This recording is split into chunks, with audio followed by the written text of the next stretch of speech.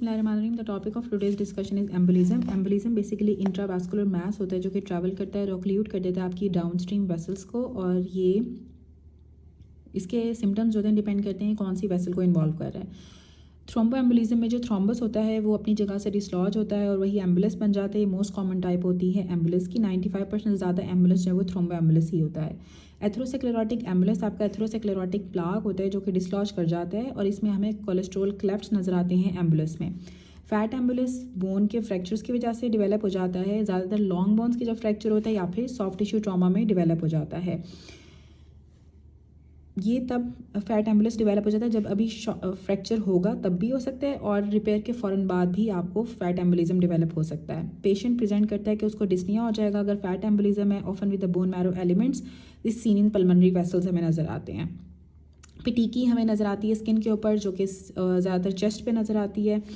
और gas ambulance जो होता है वो डिकम्प्रेशन सिकनेस के अंदर डेवलप हो जाता है। नाइट्रोजन गैस आपके ब्लड से प्रेसिपिटेट आउट कर जाती है जब रैपिड असेंट होता है डाइवर एकदम से जब ऊपर आता है तो नाइट्रोजन गैस आपकी ब्लड के आउट प्रेसिपिटेट कर जाती है और गैस एम्बुलेंस बन जाता है।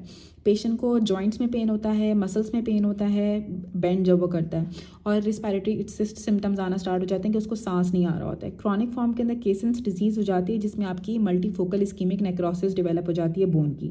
गैस एम्बुलेंस आपका लेप्रोस्कोपिक सर्जरी में भी डेवलप हो जाता है जब एयर को हम एब्डोमेन में पंप करते हैं। एमनियोटिक फ्लूइड एम्बोलिज्म आपका मेटर्नल सर्कुलेशन में ही डेवलप हो जाता है, ड्यूरिंग लेबर भी, ये डिलीवरी में भी हो सकता है। पेशेंट प्रेजेंट करता है उसको शॉर्टनेस ऑफ ब्रेथ हो जाती है, न्यूरोलॉजिकल सिम्टम्स आते हैं, DIC हो सकती है क्योंकि थ्रोम्बोजेनिक नेचर होती है आपके एमनियोटिक फ्लूइड की, और हमें इसमें कैरोटिन डेब्रिस नज़र आता है और स्क्वामस सेल नज़र आते हैं फीटल स्किन के एम्बुलेंस के अंदर।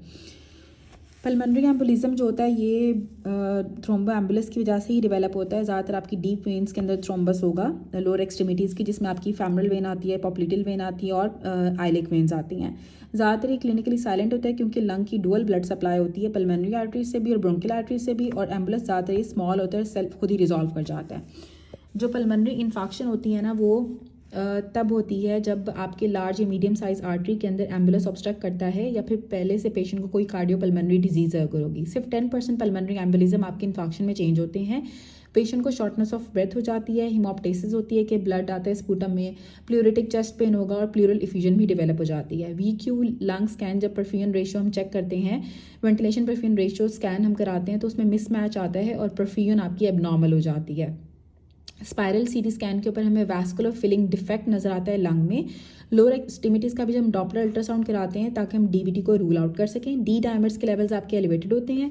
ग्रॉस एग्जामिनेशन के ऊपर हमें हेमरेजिक वेड शेप इन्फार्क्ट नज़र आता है। पेशेंट की अचानक से डेथ हो जाती है लार्ज सैडल एम्बुलेंस से, जो कि आपकी दोनों राइट और लेफ्ट पल्मोनरी आर्टरीज को ब्लॉक कर देता है, या फिर सिग्निफिकेंट अगर आपकी ऑक्लूजन होगी आपकी लार्ज पल्मोनरी आर्टरी के अंदर।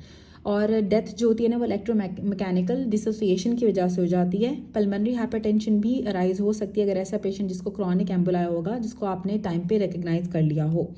सिस्टमिक एम्बोलिज्म ज़्यादातर आपका थ्रोम्बो एम्बोलिज्म की वजह से ही डेवलप होता है, लेफ्ट हार्ट में होता है, और इसमें जो है वो जब ये हार्ट से निकल के आगे किसी भी ऑर्गन में जाके ऑक्लूड करता है उसकी ब्लड सप्लाई को, तो उसके अकॉर्डिंगली सिम्टम्स आते हैं और ज़्यादातर ये लोअर एक्सट्रीमिटीज़ में जाके लॉज कर जाता है।